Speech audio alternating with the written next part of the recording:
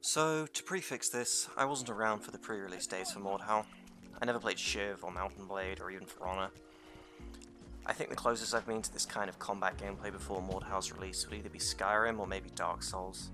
And I know neither of those two games are particularly comparable to Mordhau, but from what I've gathered from watching streams and reading stuff from the boys on Reddit, it's that in terms of mechanics, Mordhau is leaps and bounds ahead of the other Melee games that have previously held a spot on the market. Now, I understand that might not be a universally held opinion, but there's no denying how impressive, immersive, and satisfying the combat in Mordhau can be once you've moved past the beginner phase. I initially wanted to make this video to recap Mordhau's short history upon release up until now, and give my thoughts to see how the bigger picture looks, how things have evened out now that the influx of trend gamers have moved on, along with those who liked it but desired more regular updates. However, it seemed worth starting with a quick bit of actual history. I remember hearing about it when it came out from different sources that this game had been in development for 1 year, for 2 years, but if you take a peek at this wonderful little subreddit called r/the/ring, you'll actually be met with what is essentially pre-Mordhau, with gameplay footage marked up 4 years ago. I highly recommend taking a peek at this subreddit if you find behind the scenes stuff fascinating, but there's a fair bit more footage from the game at different stages, along with the odd funny post.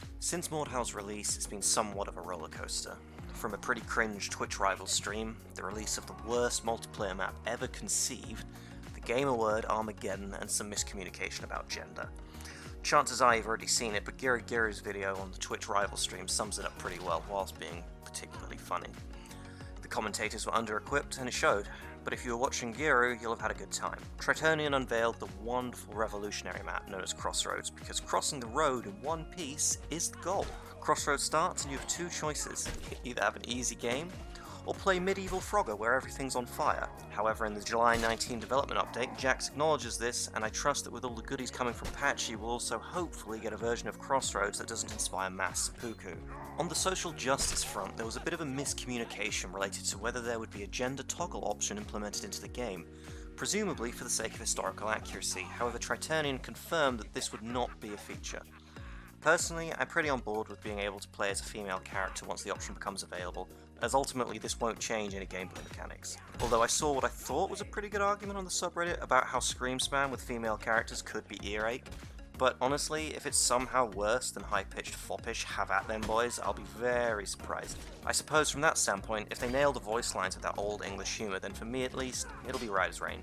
Now, PC Gamer published an article what feels like a little while ago now, and I'm not going to cover the specifics on whether it's a hit piece or not, as there's some pretty valid arguments either way.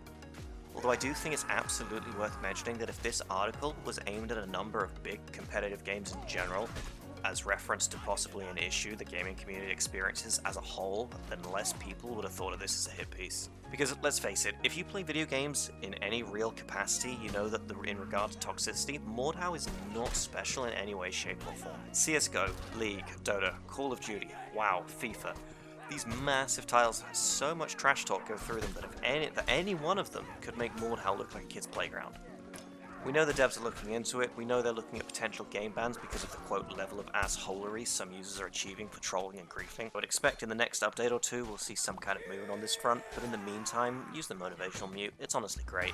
And on the topic of what's great, the awesome modder boys on the Mordhau subreddit, despite knowing that modding tools are potentially on the horizon, have gone fuck it, and have already begun to create modded maps, and let me tell you, they are fucking spectacular. Some of these are really ingenious. I expect / hope for some vague Gmod style shenanigans when mod tools are released. People have already spoken about custom game modes and maps to suit. Personally, I'd like some kind of Halo 3 Fat Kid type dealio where one player is one of those hulking asshats from Horde with some buffs or nerfs to make it more balanced, utilizing teamwork etc. to take him down. It's all pipe dreams right now, but with the demand for mod support, I expect Tritonian are more than just thinking about it. Outside of mods in the custom games area of things, players have started creating themed matches, the most notable of which being the Imperator Romans vs events. Though on some of the custom deathmatch servers, players have started to form cosplay factions, Romans, Crusaders, Vikings, Gnomes. I even saw an Arabic soldier troop one time. People sometimes get annoyed by this kind of stuff on those servers, but to be honest, I feel the players having a good time playing faction wars are the kind that'll disappear into modded servers when mod tools are dropped. It is kinda cool though watching players come together with no spoken words, just awkward cosplay. Aside from mod tools, players have been demanding a few things in particular, namely some form of ranked play, which was wonderfully revealed in the July development update. We got to see this wonderful ranked chance. I hope these ranks will be available to show on our calling cards / banners so people can see that just because I'm level 70-ish doesn't mean I'm not total trash.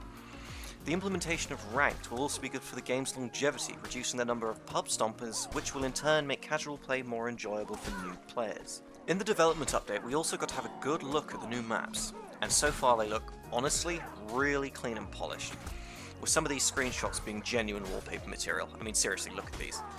Other relevant things from the update log include making the vote kick feature just all round better, with Jack saying, "We're interested in adding more information to the vote selection screen, such as player in question's team kill amount and team damage ratio, as well as a reason for the kick. We'd like to add an easier user interface for starting vote kicks, as the current method via the console is functional, but not exactly the easiest or most polished method we could implement." I think the important takeaway here is the ratio. I think the occasional team multi-kill with a catapult is, yes, moronic, but also forgivable for low-level players, and some form of other identification beyond total team damage is a very good thing. Honestly, I'd say ratio is more important than team damage, but obviously having both is good.